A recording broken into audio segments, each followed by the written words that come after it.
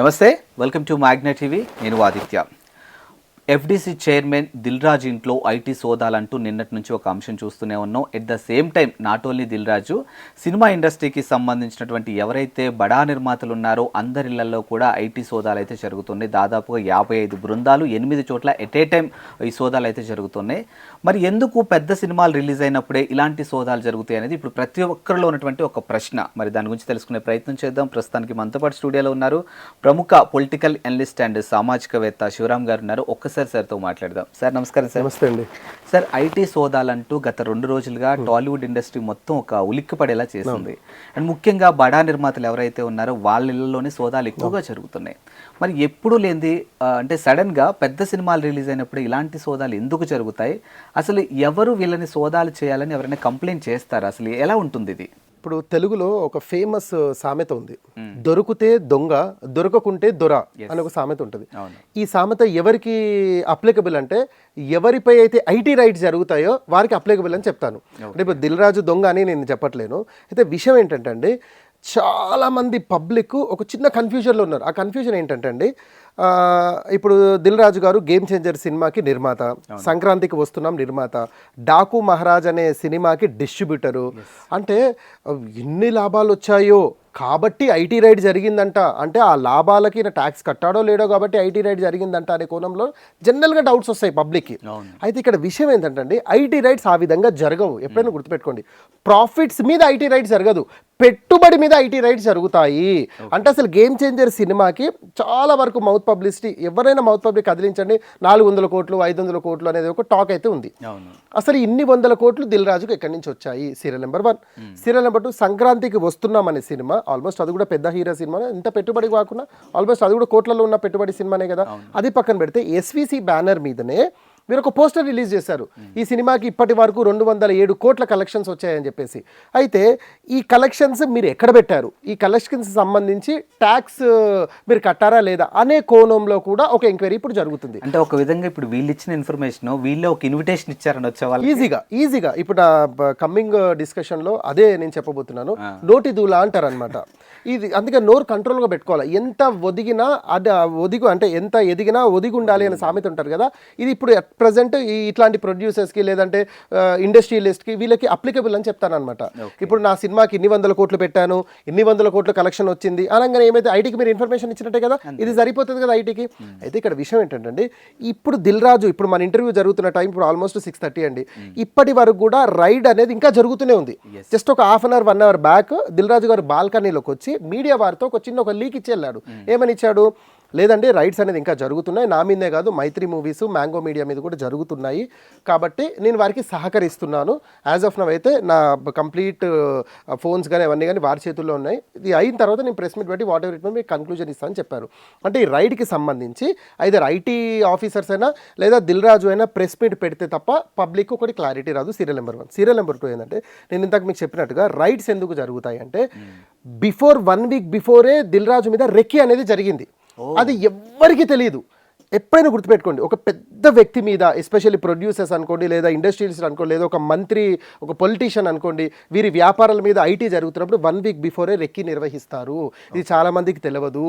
అంటే దిల్ రాజు ఆయన మొత్తం కెరియర్, అంటే ఆయన స్టార్టింగ్ వ్యాపారాల నుంచి మొదలు పెడితే ఇప్పుడు నిన్న సంక్రాంతి వరకు కూడా అసలు ఇన్ని సినిమాలు తీయడానికి ఆయన పెట్టుబడులు ఎక్కడి నుంచి వస్తున్నాయి, అసలు ఆయన వ్యాపారం ఏంటి, సినిమాలైనా ఎక్కడి నుంచి అయినా ఇన్వెస్ట్మెంట్స్ తీసుకొస్తున్నాడా, లేకుంటే ఆయన ఐటీ, ఫర్ ఎగ్జాంపుల్ అండి, దిల్ రాజు గారు 10 లక్షలు ఐటీ చూపిస్తున్నారు అనుకుందాం, ఎగ్జాంపుల్ చెప్తున్నాను, పర్ ఇయర్. ఇప్పుడు ఐటీ అనేది ఫైల్ చేస్తాం కదా, ఏప్రిల్ టు మార్చ్ అనేది ఐటీ ఫైల్ చేస్తాం కదా.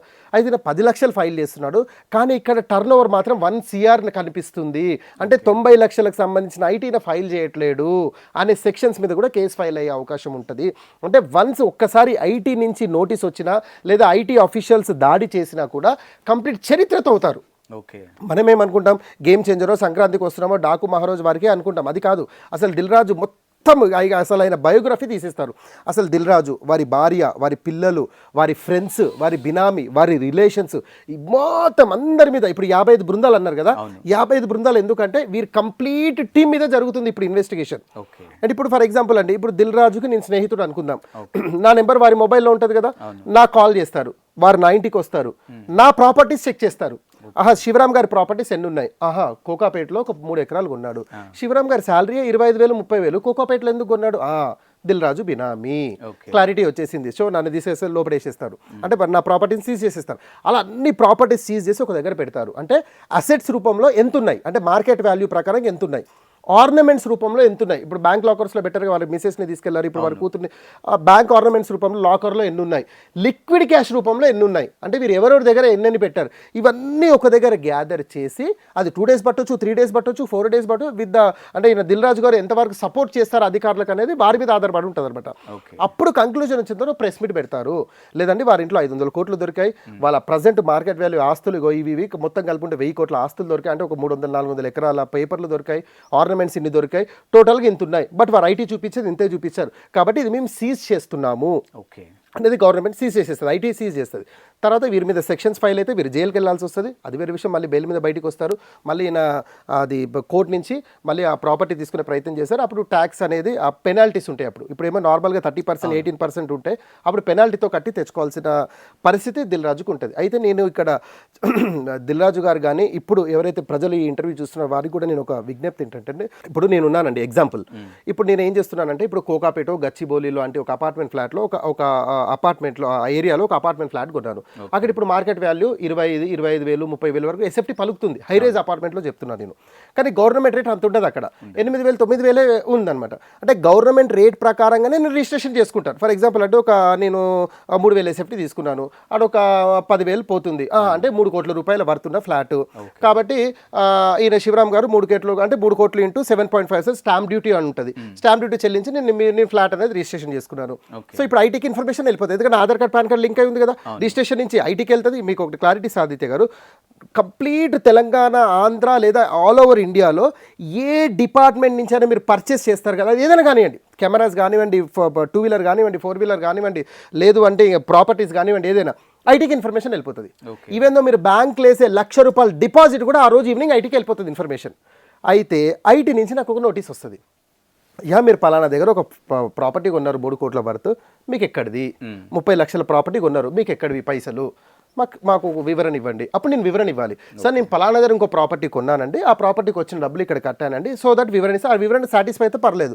అక్కడ ఎక్కడైనా గడబడి జరిగింది అనుకోండి, నా మీద రైట్ జరుగుతుంది. రైట్ జరిగినప్పుడు ఈ ఒక్క ప్రాపర్టీతో ఆపరు, కంప్లీట్గా అసలు శివరామ్ ఏంటి, అసలు ఆయన ఏం బిజినెస్ చేస్తున్నాడు, ఉద్యోగమా బిజినెస్ చేస్తే ఆయన టర్న్ ఓవర్ ఏంటి, ఉద్యోగం చేస్తే ఆయన నెలకు శాలరీ ఎంత, అసలు ఐటీ ఎంత చూపిస్తున్నాడు, ఎంత కడుతున్నాడు, అంటే వైట్ ఎంత చూపిస్తున్నాడు, బ్లాక్ ఎంత, ఇవన్నీ కోణాలలో జరుగుతాయి.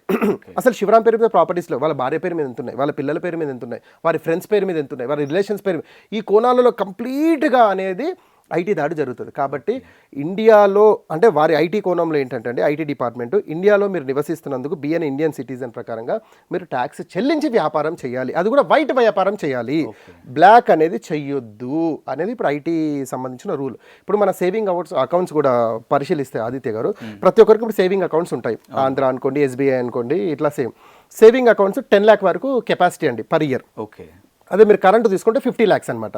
ఇప్పుడు 10 lakhs దాటినా ఇటు 50 lakhs దాటినా మీకు ఐటీ నుంచి నోటీస్ వస్తుంది. అయితే రావాలని రూల్ లేదు, వారి దగ్గర స్లాట్స్ ఉంటాయి. ఇప్పుడు ఆన్లైన్ ఇప్పుడు ఇది ఏంటంటే లాటరీస్ అంటారు కదా, ఐటీలో కూడా డైలీ ఈవినింగ్ 5 o'clock లాటరీస్ వేస్తారు. అంటే ఈ రోజు 10 lakh అబౌవ్ ట్రాన్సాక్షన్ ఎక్కడ జరిగింది, ఎంతమంది జరిగాయి, 20 lakh ఎంతమంది జరిగాయి, 50 lakhs ఎంతమంది, 1 crore ఎంతమంది, అలా వచ్చిన తర్వాత లాటరీస్లో వాళ్ళకి తెలితే వాళ్ళ నుంచి నోటీసులు వెళ్తుంటాయి. ఆ నోటీస్కి వివరణ సాటిస్ఫై మళ్ళీ దాడి చేయడం, ఈ కోణాల్లో ఇవి చిన్న చిన్నవి. ఇప్పుడు దిల్ రాజు విషయానికి వస్తే ఏంటంటే, ఇప్పుడు తెలంగాణలో ఎస్పెషల్లీ ఉమ్మడి ఆంధ్రప్రదేశ్లో సంక్రాంతి అంటే ఒక స్పెషల్ ఈవెంట్ కింద చూస్తారు సినిమాలకి ఎస్పెషల్లీ. అలాంటిది 3 పెద్ద సినిమాలు రిలీజ్ అయినాయి, 3 పెద్ద సినిమాలు ఈ పెద్ద దొరవే, అంటే 2 అయితే డైరెక్ట్ ప్రొడ్యూసర్. ఒక్క నిమిషం సార్, ఇప్పుడు ఇతనికి సంబంధించిన 3 పెద్ద సినిమాలు రిలీజ్ అయినాయి. ఇప్పుడు డాకు మహారాజ్ కావచ్చు, గేమ్ చేంజర్ కావచ్చు, సంక్రాంతికి వస్తున్నాం అవ్వచ్చు, ఈ 2 మూవీస్కి ఈయన ప్రొడ్యూసర్గా ఉన్నారు. బట్ ఈయన బ్యానర్ బాగా పాపులర్ కాబట్టి, బ్రాండ్ ఉన్న బ్యానర్ కాబట్టి చాలా మంది కూడా ఇన్వెస్టర్స్ కానీ ఫైనాన్సర్స్ కానీ ఇక్కడ ఇన్వెస్ట్ చేయడానికి వస్తూ ఉంటారు. మరి ఇప్పుడు చూపించినంత అమౌంట్ మొత్తం ఆయనకే వెళ్ళదు కదా, వేరే వాళ్ళకి కూడా ఉంటుంది కదా లింకప్. సో మరి ఖచ్చితంగా ఇప్పుడు ఈ ఐటీ అధికారుల ఇంపాక్ట్ అనేది వీళ్ళకి కూడా ఉంటుందా? 100% ఉంటుంది. ఇప్పుడు గేమ్ చేంజర్ సినిమాకి మీరు 500 కోట్లు నేను పెట్టుబడి పెట్టానండి అని చూపిస్తాడు. 500 కోట్లు ఎక్కడివి అంటారు, పలానా ఆదిత్య గారి దగ్గర 100 కోట్లు తెచ్చానండి, పలానా శివరామ్ గారి దగ్గర 100 కోట్లు తెచ్చాను, ఓకే తెచ్చావు, ఇన్వెస్ట్, దీనికి సంబంధించిన ట్యాక్సెస్ ఎక్కడ అంటే ట్రాన్స్పరెన్సీ ఏంటి అని అడుగుతారనమాట. సో ఇవన్నీ చూపించాలి. ఇప్పుడు ఆ కోణంలో శివరామ్కి నోటీస్ వస్తుంది, ఆదిత్య గారికి నోటీస్ వస్తుంది, మనము ఎక్స్ప్లెనేషన్ ఇవ్వాల్సిందే. మీరు ఏ విధంగా ఇచ్చారు, వైట్ ఇచ్చారా బ్లాక్ ఇచ్చారా? బ్లాక్ ఎలా ఇచ్చారు మీరు? 100 కోట్లు ఇవ్వడానికి రూల్ లేదు. వైట్ ఇచ్చారు, వైట్ ట్రాన్సాక్షన్ జరిగినప్పుడు మీరు వైట్ సంబంధించిన ట్యాక్స్ పే చేశారా లేదా? ఈ కోణాల్లో కంప్లీట్ ఎంక్వైరీ జరుగుతుంది. అది ఇప్పుడు నేను ఇంతకుముందు చెప్పినట్టుగా ఇప్పుడు నార్మల్గా అండి, జనరల్గా ఇప్పుడు ఎవరైనా మీరు టచ్ చేస్తే ప్రొడ్యూసర్ అనగానే మన టక్కున గుర్తొచ్చే పేరు దిల్ రాజు. ఇప్పుడు యావరేజ్గా ఇయర్కి 2-3 మూవీస్ అనేది మినిమం అయినవి వస్తుంటాయి. సో ఎప్పటి నుంచో ఐటీ నుంచి అతను నిఘా ఉన్నారు దిల్ రాజుని. కానీ ఇప్పుడు సంక్రాంతి ఏంటంటే ఇప్పుడు వచ్చిన 3 సినిమాలలో 2 డైరెక్ట్ ఈనవే, ఒకటి అతనేమో డిస్ట్రిబ్యూటర్. కాబట్టి ఇది కరెక్ట్ టైం. రెక్కి నిర్వహించారు 1 వీక్ బిఫోరే ఒక స్టేట్మెంట్ ఇచ్చేసారు. మహర్షి సినిమా అప్పుడు కూడా నా మీద ఇలాగే ఐటీ దాడులు జరిగినాయి. సో ఏదైనా పెద్ద సినిమా వచ్చినప్పుడు ఐటీ దాడులు అనేవి సర్వసాధారణం అన్నట్టు చాలా లైట్గా మాట్లాడినట్టు అనిపించింది. మరి ఇప్పుడు అంటే ఏంటి అసలు, అంటే ఆ రోజు ఏం దొరకలేదంటారా? అయితే పెద్ద సినిమాలు వచ్చినప్పుడు ఐటీ దాడులు అంటే చూడండి సార్, ఇప్పుడు బాహుబలి సినిమా ఇప్పుడు చూసుకుంటే భారతదేశంలో పెద్ద సినిమా. డివివి దానే పేరు ఐటీ రైట్స్ జరిగాయండి? లేదు, జరగలేదు. అలా చూసుకుంటే మీరు దంగల్ అనేది చూసుకోండి, అమీర్ ఖాన్ పెద్ద సినిమా, అది మొత్తం ఇప్పటివరకు ఇండియాలో టాప్ కలెక్షన్ చేసిన సినిమా. ఐటీ రైట్స్ జరిగిందా అండి? లేదు. ఇప్పుడు సల్మాన్ ఖాన్ ఎన్నో సినిమాలు చూసుకోండి, అక్షయ్ కుమార్, ఐటీ రైట్స్ జరిగాయండి? అది కాదు. ఇక్కడ సబ్జెక్ట్ ఏంటంటే ఐటీ డిపార్ట్మెంట్కి డౌట్ రావద్దు, పలానా వ్యక్తి ట్రాన్సాక్షన్స్ ఎక్కువ చేస్తున్నాడు, ట్యాక్స్ కట్టట్లేడు అనే డౌట్ వచ్చిందంటే వారు వల్ల వేసేస్తారు. ఇంకా అలా రెండో డౌటే లేదు, దానికి అతీతం ఎవరు కాదు. ఇప్పుడు ఐటీ డిపార్ట్మెంట్ అనేది సెంట్రల్ గవర్నమెంట్ ఆధీనంలో ఉంటుంది. అది కూడా ప్రైమ్ మినిస్టర్ కాదు, ప్రెసిడెంట్ ఆఫ్ ఇండియా ఆధీనంలో వాళ్ళు పనిచేస్తారు. వారికి ఎవరితో సంబంధాలు ఉండవు. వారికి డౌట్ వచ్చిందంటే 1 week before online offline enquiry జరుగుతుంది. ఇప్పుడు దిల్ రాజుది కూడా 1 వీక్ బిఫోరే రెక్కి నిర్వహించి సర్చ్ వారెంట్తో మార్నింగ్ 4 o'clock వచ్చారు వారి ఇంటికి. వన్స్ వచ్చేసారంటే కంప్లీట్గా దిల్ రాజు గారు వారికి కోఆపరేట్ చేయాల్సిందే. ఇంకా వారి ఫోన్ కూడా వారికి ఇచ్చేస్తారు. దిల్ రాజు వీరి అనుమతి లేకుండా వీరు ఎక్కడ బయటికి వెళ్ళడానికి వీల్లేదు. కంప్లీట్గా వీరు అడిగిన క్వశ్చన్స్కి ఆన్సర్ ఇవ్వాల్సిందే. అయితే దిల్ రాజు క్లెయిమ్ చేస్తున్నట్టుగా పెద్ద సినిమాలు రిలీజ్ అయినప్పుడు అంటే ఇప్పుడు గేమ్ చేంజర్ వాస్తవంగా చూసుకుంటే మౌత్ పబ్లిసిటీ అది ఒక ఫ్లాప్ టాక్ కింద వచ్చింది. అవును, వచ్చిందా అంటే ఇప్పుడు దానికి కలెక్షన్స్ రాలేవు అనుకుందాం. రానప్పుడు మరి ఐటీ రైట్ జరగదు కదా. అయితే మీరు ఐటీ రైట్లో ఏంటంటే మెయిన్ కాన్సెప్ట్ అసలు సినిమాకి ప్రాఫిట్స్ కొద్దిసేపు పక్కన పెడితే పెట్టుబడి ఎక్కడికి తీసుకొచ్చినావు నువ్వు, ఎగ్జాక్ట్లీ దాని మీదనే ఎంక్వైరీ జరుగుతుంది. తర్వాత ఎప్పుడైతే ప్రాఫిట్స్ విషయానికి వస్తే ఇప్పుడు మైత్రి మూవీస్ ఉన్నారండి, వారు రూపాయి పెట్టి ₹2 కలెక్షన్స్ తెచ్చుకున్నారు. ఇప్పుడు పుష్ప 2 అనేది పాన్ ఇండియా హిట్ అయింది, దానికి మంచి కలెక్షన్స్ వచ్చాయి. ఇప్పుడు ఎంక్వైరీ దాని మీద జరుగుతుంది. ఏమని జరుగుతుంది, బాబు ఇంత పెట్టుబడి ఎక్కడికి తీసుకొచ్చారు, ఇంత ప్రాఫిట్స్ వచ్చాయి కదా, ఈ ప్రాఫిట్స్ పరిస్థితి ఏంటి, ట్రాన్స్పరెన్సీ ఏంటి, దీని మీద ట్యాక్స్ ఏంటి, ఈ కోణంలో వారి దగ్గర ఎంక్వైరీ జరుగుతుంది. దిల్ రాజు విషయంలో పెట్టుబడుల కోణంలో ఎంక్వైరీ జరుగుతుంది. బాబు అసలు నీ సంవత్సరం 2-3 సినిమాలు రిలీజ్ అవుతున్నాయి, అసలు నీ ట్యాక్స్ పరిస్థితి ఏంది, నీ కథ ఏంటి, ఈ కోణంలో జరుగుతాయి. కొందరు ఏమంటున్నారు, ఆయన ఎఫ్డీసీ చైర్మన్ అయ్యారు కదండి, కాబట్టి ఏమైనా పొలిటికల్ కోణంలో జరుగుతున్నాయి అంటే అసలు ఐటీకి పొలిటికల్కి సంబంధం ఉండదు. ఆదిత్య గారు, నా నెక్స్ట్ క్వశ్చన్ అదే ఏంటంటే తెలంగాణలో మరోసారి తెలంగాణ అధికారంలో ఉన్నటువంటి సర్కారు ఇండస్ట్రీ మీద మరోసారి పంజా విసిరింది అనేది కొంతమంది మాట్లాడుతూ ఉన్నారు. అలా ఏముండదు. అలా అనుకుంటే ఇప్పుడు మేడ్చల్ ప్రస్తుత ఎమ్మెల్యే మాజీ మంత్రి మల్లారెడ్డి గారు మంత్రిగా ఉన్నప్పుడు వారి పేరు మీద వారి ఇంట్లో ఐటీ రైడ్ జరిగాయి. వారు ఇప్పుడు మెడికల్ కాలేజ్, ఇంజనీరింగ్ కాలేజ్ నడిపిస్తున్నారు కదండి. మరి 2-3 days జరిగాయి. దాని తర్వాత ఏం దొరకలేదని వెళ్ళిపోయారు. ఓకే, అంటే ఇక్కడ ఎలా ఉంటుందంటే అండి, ఐటీ రైట్స్ 2 రకాలుగా జరుగుతుంది. ఒకటేమో కంప్లీట్లీ వితౌట్ ఇన్ఫర్మేషన్ వాడు పడిపోతారు. మీరు అసలు నిద్రలో ఉంటారు, 3-4 గంటలకు డోర్ కొట్టేస్తారు. వాచ్మెనో పిఏనో ఎవరో కంప్యూటర్ అబ్బాయో ఎవరో చెప్పేస్తారు, సార్ మనకు ఐటీ ఆఫీషియల్స్ వచ్చారనేది. అప్పటి వరకు మీకు తెలియదు. ఇంకో రైడ్ ఎలా జరుగుతుందండి, కోవర్ట్స్ అనే పదం ఉంటుంది. ఆ డిపార్ట్మెంట్ నుంచి ఎక్కడో ఒకటి ఇన్ఫర్మేషన్ లీక్ అవుతుంది, ఎక్కడో ఒకటి ఖచ్చితంగా లీక్ అవుతుంది. అది డ్రైవర్ నుంచి ఇంకోటి లీక్ అయినప్పుడు ఏదంటే మీరు జాగ్రత్త పడిపోతారు. మరి సినిమాలలో కూడా చూస్తాం, అరే అయ్యా ఐటీ ఆఫీషియల్స్ వస్తున్నారంట నైట్ 3 గంటలకు అనగానే మీరు జాగ్రత్త పడిపోతారు. క్యాష్ అనేది రిమూవ్ చేయడము, పేపర్స్ ఒక దగ్గర పెట్టడం, ఇవన్నీ చూసి వాళ్ళ ఇంటికి వచ్చేసరికి ఏముండవు, వాళ్ళు ఏం దొరకలేదని వెళ్ళిపోతారు. అంటే ఇక్కడ ఏంటంటే అఫీషియల్స్ వాళ్ళ డ్యూటీ వాళ్ళు చేస్తారు, కింది వాళ్ళు ఇన్ఫర్మేషన్ ఇచ్చినప్పుడు వీడు జాగ్రత్త పడతాడు. కింది వాళ్ళ నుంచి ఇన్ఫర్మేషన్ రానప్పుడు వీళ్ళు సరెండర్ అయిపోతారు, బుక్ అయిపోతారు. ఇప్పుడు దిల్ రాజు విషయంలో కూడా ఇప్పుడు నాకు తెలిసి ఇవాళ నైటో రేపు పొద్దున్నో ఇవాళ సాయంత్రమో మరి ఎప్పుడో వారి ప్రెస్ రిలీజ్ వస్తుంది, అయితే దిల్ రాజు నుంచో అఫీషియల్స్ నుంచో. లేదంటే పూర్తిగా 55 బృందాలు మేము అది చేసాము, రైడ్ చేసాము. అందులో భాగంగా మాకు డబ్బు ఇంత దొరికింది, ఆర్నమెంట్ ఇంత దొరికింది, ప్రాపర్టీ ఇంత దొరికింది, పూర్తిగా ఇది మార్కెట్ వాల్యూ చూసుకుంటే ఇంత అనుంది. బట్ వారు ట్యాక్స్ పే చేస్తుంది, ఇంతే పే చేస్తున్నారు, ఐటీ ఫైల్ ఇంతే చూపిస్తున్నారు, కాబట్టి మేము సీజ్ చేస్తున్నాము. వారి పేరు మీద ఇన్ని సెక్షన్స్ ఉంటే వారి జైలుకు పంపిస్తున్నాము కోణంలో జరిగే అవకాశం ఉంటుంది. ఏది ఒకవేళ దొరకలేదు అనుకోండి, ఏం దొరకలేదని మేము 2-3 days చూసాము, నార్మల్గా ఉందని చెప్పేసి వెళ్ళిపోతారు. What ever it may be. అది ఇప్పుడు ప్రస్తుతం మన ఇంటర్వ్యూ జరుగుతున్న టైంలో కూడా ఇంకా అది సోదాలు అనేది జరుగుతున్నాయి కాబట్టి క్లారిటీ అనేది చూడాలి. సో ప్రస్తుతానికి వాళ్ళ అమ్మాయిల ఇంట్లో జరుగుతున్నట్టున్నాయి సోదాలు. అవును నేను చెప్పాను కండి, వాళ్ళ కంప్లీట్ రిలేషన్ ఇంట్లో దిల్ రాజు, వారి వైఫ్, వారి కూతురు, తర్వాత శిరీష్ వాళ్ళ అమ్మాయి, తర్వాత దిల్ రాజుకి ఫ్రెండ్స్, దిల్ రాజు బినామీస్, దిల్ రాజు దగ్గర పనిచేస్తున్నటువంటి ఈ పని మనుషుల ఇంట్లో కూడా మీకు సోదాలు అనేది జరుగుతాయి. చాలా వరకు చూడండి డ్రైవర్, ఈ పని మనుషుల పేరు మీద ప్రాపర్టీస్ ఉంటాయి. సో ఫైనల్ గా దీనికి మన కన్క్లూజన్ తెలియాలంటే ఆయన ప్రెస్ మీట్ పెట్టేంత వరకు ఏం తెలియదు ఇంకైతే. ఒకటి ఐటీ ఆఫీషియల్స్, రెండోది దిల్ రాజు గారు, ఇద్దరు ఇట్లా ఎవరైనా ఒకరు ప్రెస్ రిలీజ్ చేయాల్సిందే, చేస్తారు. అది వారి మీద ఉన్నటువంటి డ్యూటీ, వారు 100% ఇవ్వాల్సిందే. చేసిన తర్వాత వారు ఏం కన్క్లూజన్ ఇస్తారు, మాకు ఇంత లిక్విడ్ క్యాష్ దొరికిందని ఇస్తారా, లేదా ఆర్నమెంట్స్ దొరికిందని ఇస్తారా, మేము లాకర్స్ ఓపెన్ చేసి ఇంత అది ఆర్నమెంట్స్ ఉన్నాయి అంటారా, లేదా మాకు ఇన్ని పేపర్లు కనిపించాయి కోకాపేటలో గచ్చిబౌలిలో ఇక్కడ ఇంత ప్రాపర్టీస్ కొన్నారని చూపిస్తారా అనేది క్లారిటీ లేదు. బట్ ఒక విషయం ఏంటంటే ఐటీ మనని చూస్తుంది అని భయంతో అయితే మనం బ్రతకాలండి, అది మాత్రం క్లారిటీ. అంటే ఇండియాలో బ్రతుకుతున్నందుకు, వ్యాపారం చేస్తున్నందుకు మనం ఐటీ సెక్షన్స్ ప్రకారంగానే వ్యాపారం చేయాల్సిన అవసరం ఉన్నది. వైట్ ట్రాన్సాక్షన్సే చేయాలి, ఆ what ever it may be IT filing అనేది చేయాలి. క్లియర్ ట్రాన్స్పరెంట్ ఉంటే భయం లేదండి. ఇప్పుడు డివివి దాయనే ఉన్నారు, అంత పెద్ద హిట్ కొట్టిన తర్వాత ఆయన తొడమే అంటే అంత డేర్ ఎందుకుంటే ట్రాన్స్పరెన్సీ ఉన్నారండి, అతను ప్రాబ్లం లేదు. ఐటీ దాడి జరిగిన కూడా చూపించేశారు, అవును సార్ నేను ఇంత పెట్టాను, ఇంత వచ్చింది, దానికి సంబంధించిన ఐటీ పే చేశాను, చలో క్లోజ్, అప్పుడే క్లోజ్. ఎప్పుడైతే మీరు తప్పించుకుంటారో అప్పుడే కదండి సరెండర్ అయ్యేది. అంటే అప్పుడే కదా మనం భయపడాల్సి, అరే ఇంత ట్యాక్స్ కట్టాలా, దాని బదులు ఇది ఇక్కడ చేద్దాం, ఏవో 100 ఆలోచనలు వస్తాయి. అంతలోపు ఐటీ రైడ్ అనేది జరుగుతుంది, జరిగినప్పుడు మొత్తం సీజ్ చేసేస్తారు. What ever it may be, ఇప్పుడు ఇండియాలో బ్రతుకుతున్నందుకు వ్యాపారం చేస్తే ఖచ్చితంగా ప్రభుత్వానికి ఇంత పన్ను చెల్లాల్సిందే. అందుకే చాలా మంది వ్యాపారస్తులు ఇండియాలో చేయకుండా అబ్రోడ్ కంట్రీస్లో వ్యాపారం చేస్తున్నారు. కారణం ఏంటంటే ఇండియాలో ట్యాక్స్ అనేది ఎక్కువగా ఉంది. ఇప్పుడు మా వన్ ఆఫ్ మై కొలీగ్ అండి, ఒక డిజైర్ కార్ పర్చేస్ చేస్తే 11,03,000 బిల్ అవుతాయి, అందులో 4,72,000 రూపాయలు కేవలం ట్యాక్స్ పే చేశాడు అతను. అంటే ఒక 11 లక్షల కార్కి 5 లక్షల రూపాయలు ట్యాక్స్ పే చేయాల్సిన పరిస్థితి వస్తే ఇది ఒక కోణం, కస్టమర్ కోణం. ఇప్పుడు సుజుకి ఓనర్ కోణం ఆలోచిద్దాం. ఇప్పుడు సుజుకి ఓనర్ ఉంటాడు కదండి, అంటే వాడు భారతదేశంలో కార్ అమ్మాలంటే వాడు 5 లక్షల రూపాయలు గవర్నమెంట్కి కట్టాల్సినటువంటి పరిస్థితి. అంటే వాడి కార్ కేవలం 6 లక్షలకి ఇస్తే భారతదేశానికి, భారతదేశ ప్రభుత్వం 5 లక్షలు బల్ల యాడ్ చేసి 11 లక్షల రూపాయలు కస్టమర్కి ఇస్తుందండి.